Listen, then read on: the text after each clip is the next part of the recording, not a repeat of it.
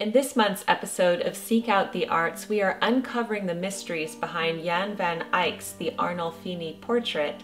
I'm also reading some Thanksgiving-themed poetry for you today, and I have a new classical composer to share with you. So won't you join me as we seek out the arts in November?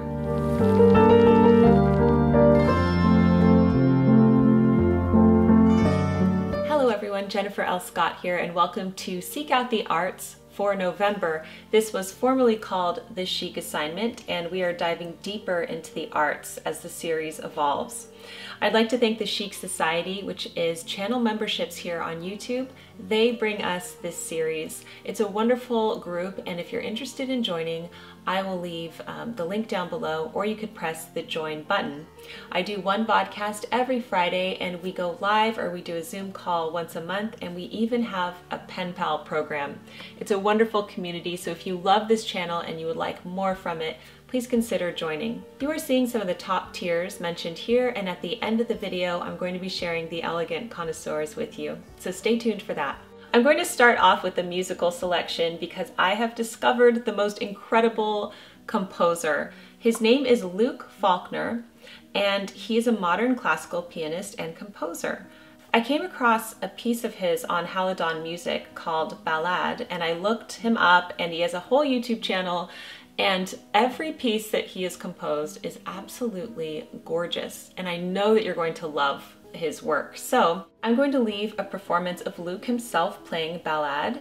Make sure you leave him a comment and tell him that I sent you, and subscribe to his YouTube channel because he's so talented. I really look forward into diving into his past work and also discovering what he has coming up next. Let's dive now into the art portion of the program, and we are going to be looking at the Arnolfini Portrait from 1434 by Jan van Eyck. Now, last month we looked at Las Meninas by Diego Velázquez, and there was a mirror in that one, and this has a mirror as well, and this painting probably is most famous for this mirror scene. There's so much to dive into, but let me begin by telling you the background of the painting. So the Arnolfini Portrait is a 1434 oil painting on oak panel by the early Netherlandish painter Jan van Eyck. It forms a full-length double portrait believed to depict the Italian merchant Giovanni di Niccolò Arnolfini and his wife, presumably in their residence at the Flemish city of Bruges. Many scholars believed, and this is what I heard, I think on just some brief clip somewhere, that this was a wedding portrait.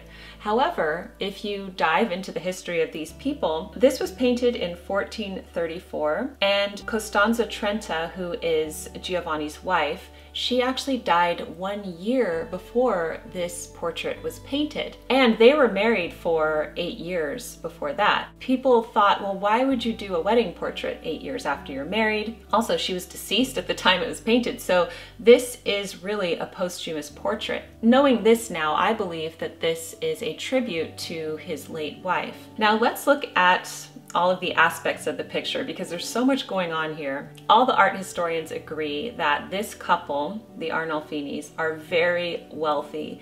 We see so many signs of wealth that we're going to get into. And the fact that he commissioned Jan van Eyck to paint this portrait also shows that he was indeed a very wealthy Italian merchant, Giovanni was. Let's have a look at their clothes because I always like to start there. So they're both beautifully dressed, as you can see, in very rich garments, especially for the time period. And so he's wearing this cloak, it's fur-lined. She's wearing that beautiful bright green dress with the fur. This also has fur. And just without all the mysteries, just look at the texture of their garments. It is absolutely spectacular how Van Eyck was able to capture this. You really see the fur, you see the texture of it in contrast to the fabric. So their clothes are so amazing. I've always been obsessed with her dress and those armholes, those fur armholes there. But if you notice, they are wearing what appears to be heavy winter clothes.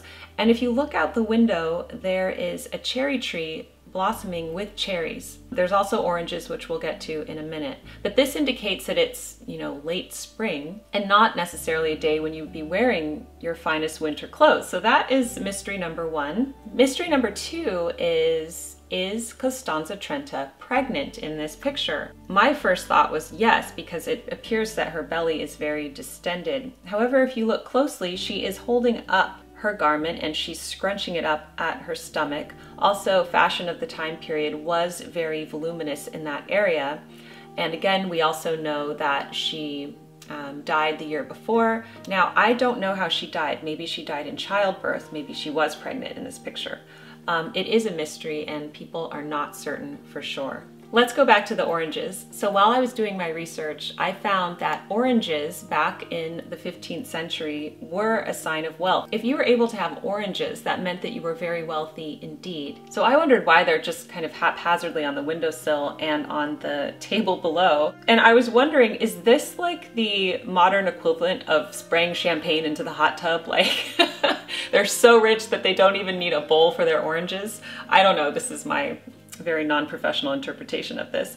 But yes, they were a very wealthy couple. So you look at the chandelier, the bed, the bedding. Beds were very expensive back then. Their clothing, the oranges. We know that we're looking at people of significant wealth here. Now let's look at the chandelier. There is only one candle lit in the chandelier. So some art historians have thought that this candle represents God. But if you look closely, there is another candle that was there on Costanza's side. There's a little bit of wax pouring down, and that candle is out. So another interpretation can mean that Giovanni's candle is still lit while Costanza's candle has burnt out, indicating maybe a sign that she has passed away, that this is a posthumous portrait of her. So that's another way to look at it. One of my initial thoughts when I saw this is, why are they standing in their bedroom doing this? But apparently back then people would put beds in the main living areas. Beds were very expensive and it was almost a way to show off. So this is one of their main living areas. Let's look at the mirror itself, because this is maybe the most famous mirror in all of art history. If you look at the mirror, there are scenes depicted of the Passion of the Christ, and I heard one researcher say that they are about the size of your thumbnail, okay? So these are thumbnails back then. But look at the detail that Van Eyck was able to put into this mirror. Now, if you look closely into the mirror, you see two figures. It is not apparent who they are. People who think that this is a wedding portrait think, well, maybe these are the witnesses of the wedding. I find it interesting that clearly they're being painted by Jan van Eyck, but he does not paint himself painting them into the mirror. So unlike Diego Velázquez with Las Meninas, he painted himself into that portrait. Jan van Eyck did not paint himself painting them, because it seems that with that mirror there, it would be obvious to include himself, you know, kind of sneakily into the mirror, but he doesn't do that because these two figures are not painting. Is one of the figures Jan van Eyck? We don't know. But it's interesting to look at the writing above the mirror. So instead of signing his name at the bottom right or the bottom left, as many painters do, on this portrait, he signed his name on the wall, and it says Van Eyck was here, 1434.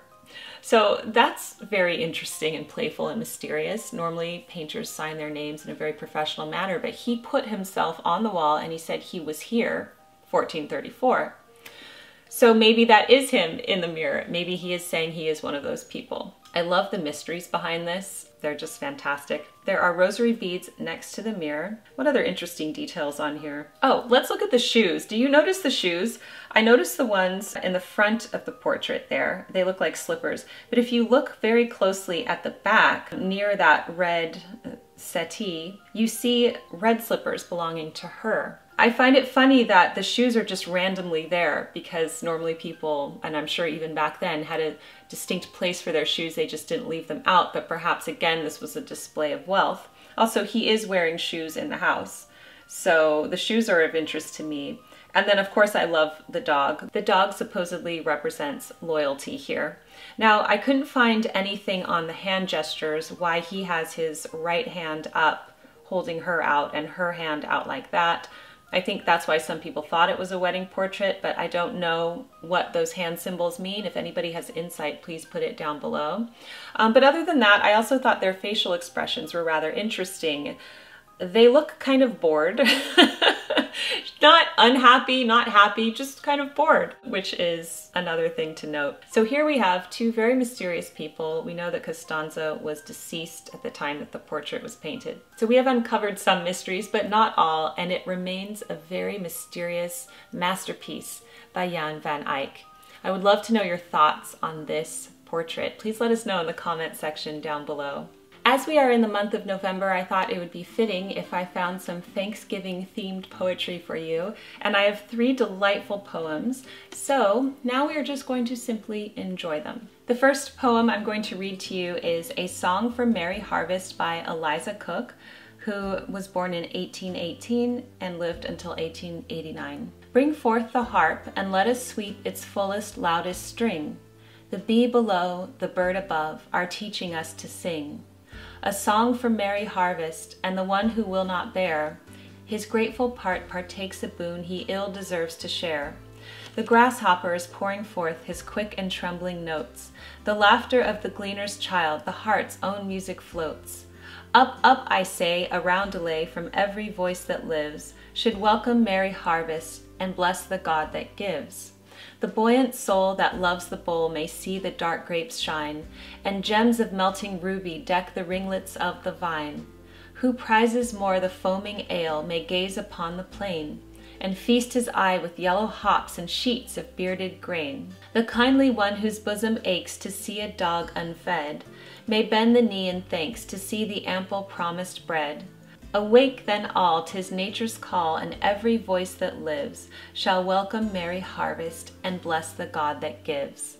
Is that so delightful? I really love that poem. The next one I chose for you is The Harvest Moon by Henry Wadsworth Longfellow. It is the harvest moon on gilded vanes, and roofs of villages on woodland crests, and their aerial neighborhoods of nests, deserted on the curtained window panes, of rooms where children sleep on country lanes, and harvest fields, its mystic splendor rests.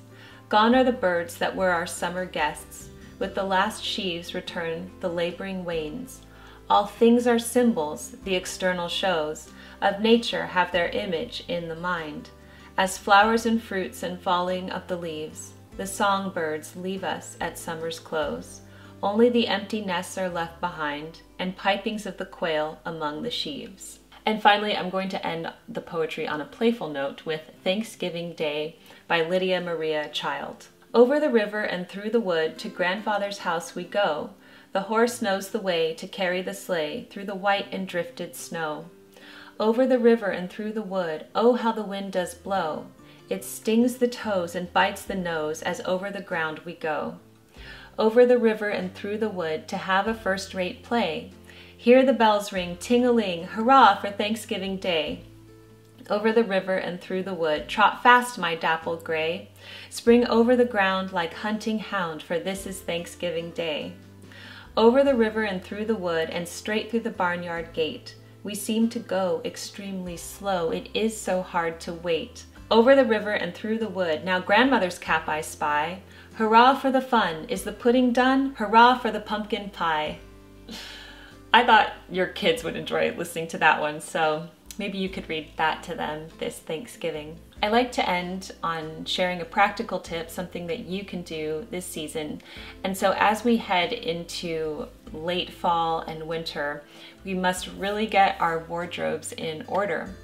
So it's time to pull out your winter coats if you haven't already done it. I know some of you are living in colder climates than I am. Pull out your winter coats, dust them off, get them ready, get your scarves ready, your sweaters ready, and really start to think about your late fall and winter wardrobe. The critical thing here in your closet is to put away out of season clothes. So it's time to put away summer. Make sure all of that is packed away so that it doesn't provide confusion for you when you're getting dressed every morning. And of course, our Southern Hemisphere friends will be doing this opposite. They'll be preparing for spring and summer. And now I'd like to share the Elegant Connoisseurs with you. The Tuscany Writing Retreat with Alan Watt and the LA Writers Lab, May 13th through 20th, 2023. Bernadette M. Petrata with the Polite Society School of Etiquette. Jenny Williams from Carrot Top Paper Shop. Elaine Brisebois, certified nutritionist and women's weight loss coach. Emily McNeil, fine art. Ashley Buffa, Freedom Mom's Smart Kid Chore System. Guy Blaise, author of Love Like the French, A Guide to Better Romance and Relationships. Mrs. Hanover from the Not So Desperate Housewives blog. Carrie Van Hooser, author of 'Tis the Season for Poetry. Macondo Forever Woven Placemats. Mrs. Shockley from A Home for Elegance.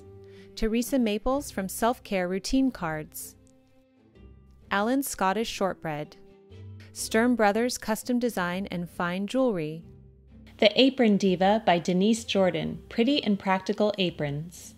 And thank you to the following: Catherine Ray, Adelaide Beer, Anne-Marie Ramsey, Catherine Higginbotham, Darby Zweifel, Janice Leitner, Jenny Candelaria, Jet Raleigh Heron, Gina K. Henry, Julie Coleman, Juliette Keeler-Labin, Karen Lynn Poulos, Linda Eckloff, Carly Tom from Living in Loveliness, Maria Condor, Marie Caudill, Moonshadow Welsh Ponies, and Sean Ricci. Thank you so much to the Chic Society for bringing us Seek Out the Arts. I absolutely love this new incarnation of the series, and I hope you love it too. Let me know what your favorite part is from this video in the comment section down below. In the meantime, keep calm and remain classy, and I will see you in my next video. Goodbye!